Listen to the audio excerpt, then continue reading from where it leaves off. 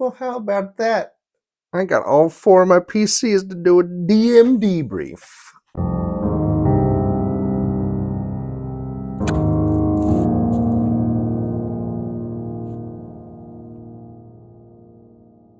I'm here today with Wyatt to round out the month, and it's so gratifying to have all my players here to get an episode done. Hold on, I just want to pull this back a little bit because I saw that my camera was shaking, and I don't want that to be the case. No shaky cam. No shaky cam. This isn't oh boy, who's noted for shaky cams as a director? I have no idea. This isn't a Cloverfield original thing. This isn't Blair Witch Project, okay? We want steady cams. This isn't a mid-2000s handycam found footage show, all right? Although that'd be cool. October month's release, we should like edit in like a little spooky guy in the background. Just a little. I'm gonna green screen in just a little Zoreg right here. Just a little Zoreg head. That'd be terrifying. So real. Hi, I'm Paul. And that'll be for the Patreon members. Not Patreon. I keep doing that. That's not the first. The Substack owners. Substacks only. But we're here with Wyatt for episode 12. When pain is your only memory. It's a good name. I should have watched. You watched the episode, but didn't catch the time. Yeah. That was. Maybe you'll write. When pain's your only memory. Oh, yeah. I had to do that for Wade as well. So I just dipped my finger into my beverage. Delectable. Anyway. A little bit of spice. Okay, here's something I want to know if you picked up on in the last episode.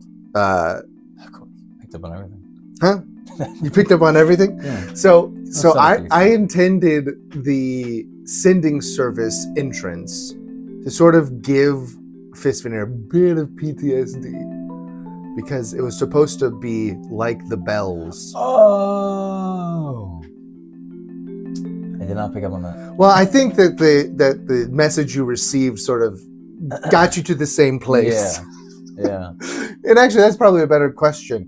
How to use a term? How shooketh was Fisvénir when he got that?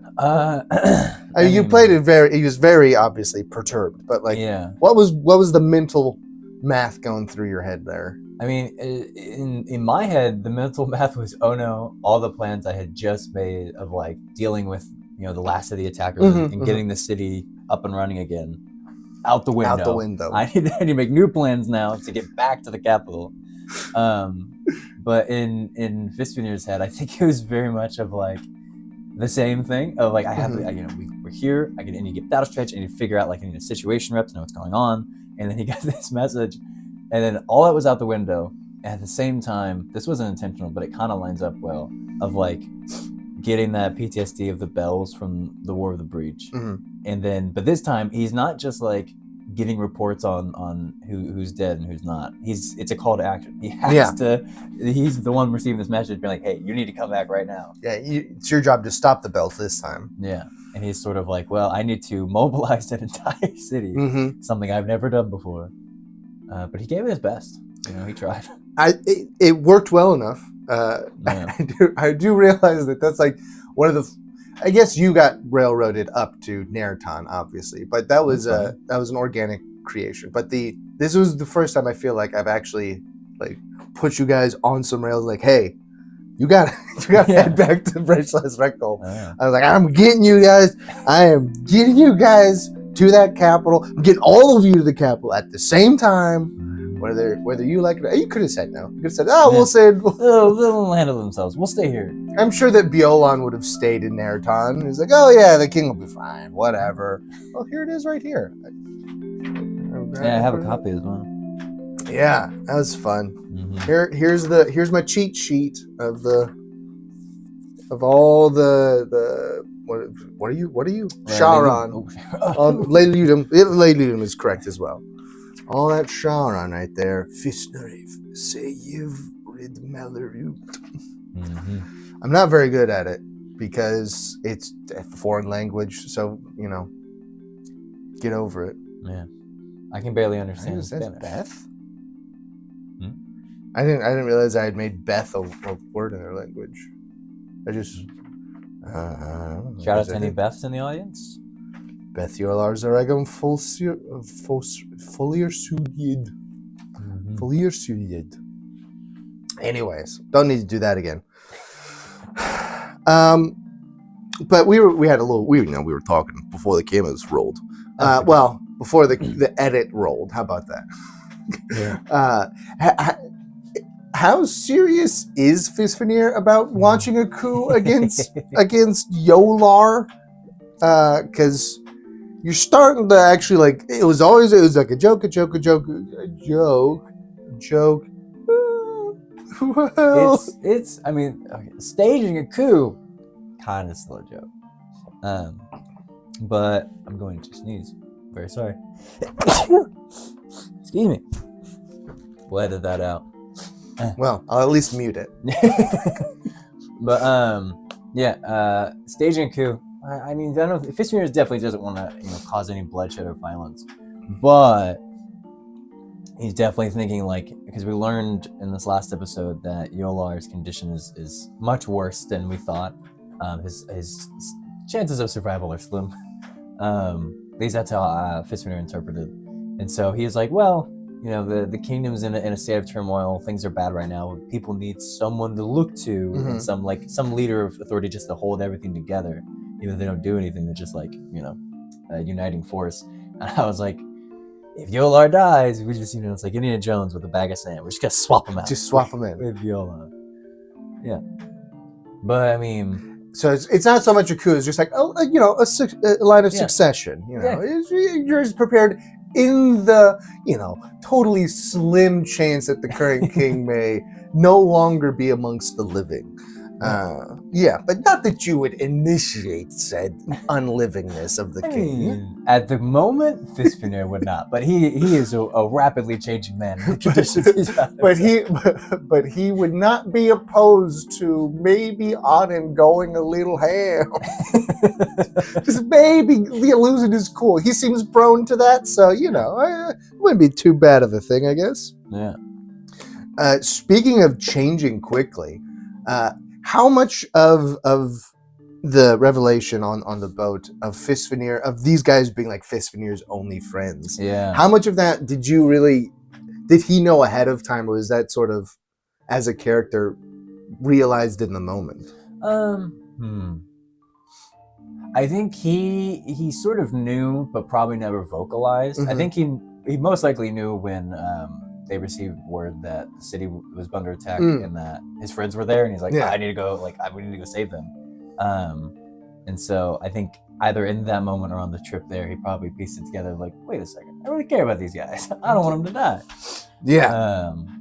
But yeah, I didn't think Fisvénir is very, bashful about such things. I think he's old. he's old. Years old. I was gonna say he doesn't have time for being bashful, but he has a lot of time. He's still got nearly 1,000 years, possibly. Yeah, and more yet to come. But I think he probably vocalized it for the first time at that moment, but I don't think it really registered to him as something super important. He was like, yeah, you guys are my friends. But he was definitely. I mean, I was also a little offended by how harsh he was coming at me, and I was like, I'm fighting out here for you. You were offended by Auden? Yeah. That's crazy. He's just a guy. Yeah. He doesn't seem at all to be, most courteously put, chauvinistic. Well, he was like, I don't remember exactly what he said. No, sorry, jingoistic. That would be the more proper term. But he said something along the lines of more or less the Shauran live so long, they don't care about us. And I literally just fought a battle for you. What? It's crazy. But by the end of the session, I think Fisvénir doesn't dislike him, but I think there's a level of respect there, and he's like, I gotta convince this guy. I gotta make this guy. Actually, it would be not an uncommon attitude for him to have encountered, because so many Shauran would have that same sort of. Yeah. It's like the total flip.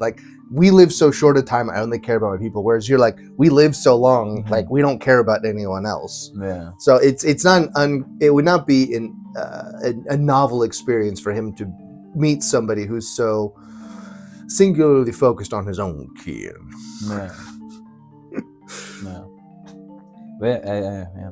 I'm excited for more of him though. I feel like we had that long conversation in the last episode, so I'm hopefully I cracked the surface a little bit. Yeah, we'll see. I mean, it'll depend on some of the character decisions that happen in the next episode, both among you and maybe even some dice rolls. Let's see if this means anything. A 4. Oh no, what does that mean? Hopefully not. What does a 4 mean? I just roll it next time. I'll totally remember I rolled that 4. Mm-hmm. Now, what is Fisvénir's perception of what's going on in Rejlaz right now? Because apparently Upanor was under the impression that like they were in the midst of a battle. Oh, and basically, you guys were gonna roll in like you had rolled into Naraton like 5 days deep in a battle to reinforce. I see where that misconception came because I was very much pushing like this could be because we didn't know that could be what we were rolling up to because the message I got was they had survived a battle and it was over, but they a sort of counterattack had come in the moment. Yes, that is the proper perception. Yeah.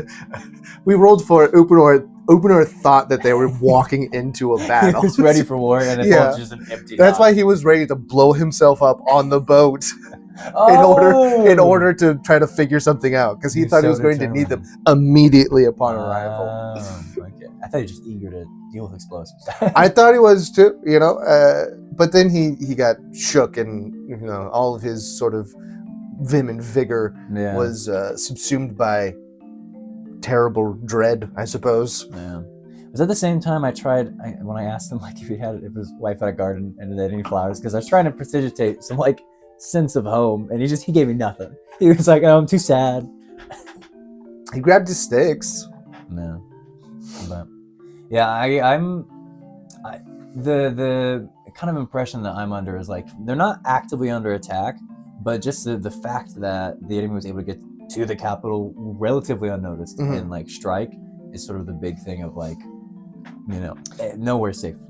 It'd sort of be like Helm's Deep kind of, or maybe even Minas Tirith. Like that you suspect that there will be a fight arriving shortly. But you don't know if it will actually occur.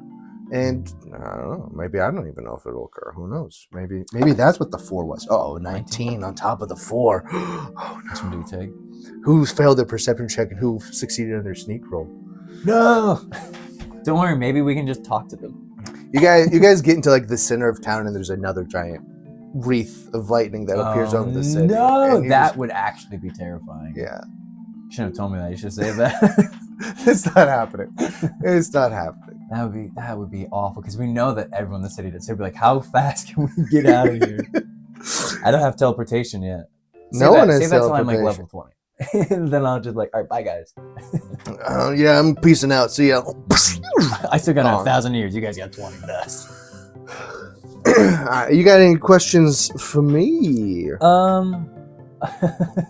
I do have one. It's not very important. Just a random question. No reason at all. How does the order of succession work in the Splatter game? Is it it's a hereditary succession, so they haven't had an instance where the king had no heir. It's a relatively young kingdom for that in that regard.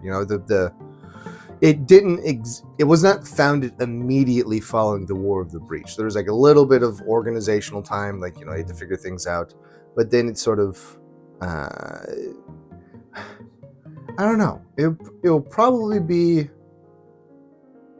I mean, if there's never been. So the issue is that like it would probably have been like an agreement amongst the lorded class. But they also got killed. So it's like how many of them had successors that they left home instead of going to the king's birthday party? Yeah.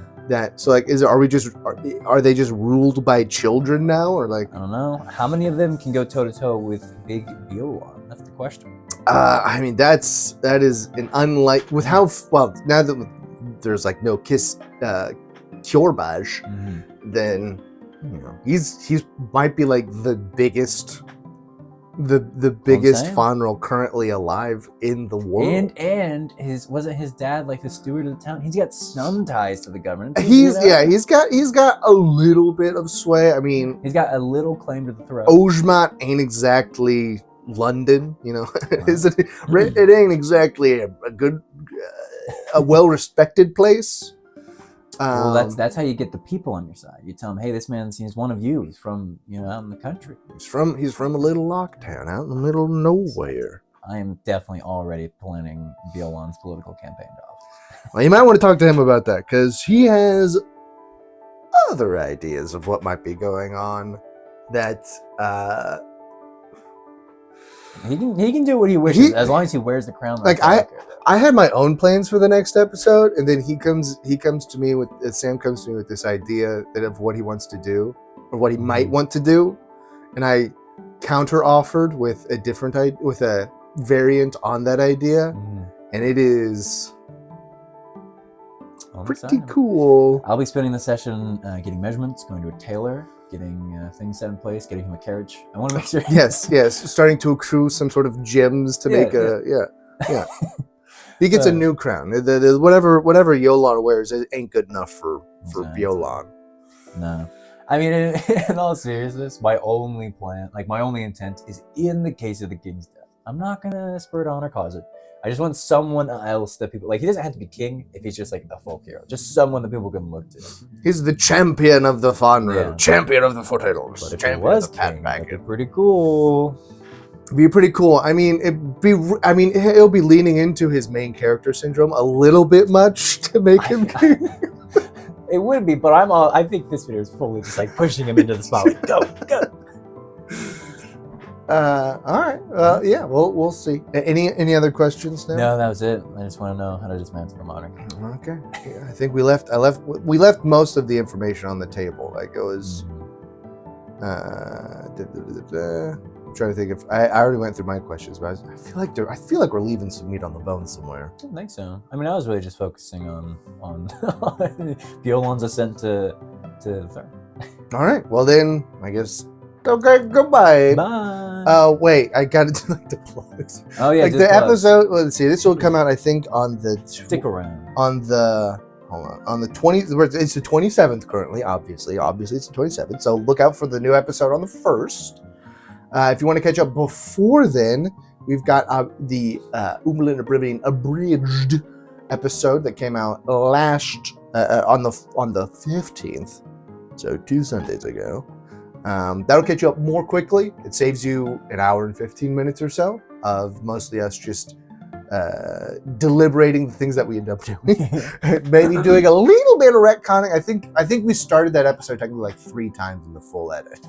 Did we? It's like we started like wait, hold on, and then we did it again, and then finally we were like, okay, what do you guys want to do as the fighting wanes there on the. Well, yeah, third time's a charm. Yeah, but check out the episode on the 1st. We'll have an announcement in there about other things. And check out the other DM debriefs that we've had with our characters. And okay, bye. Bye.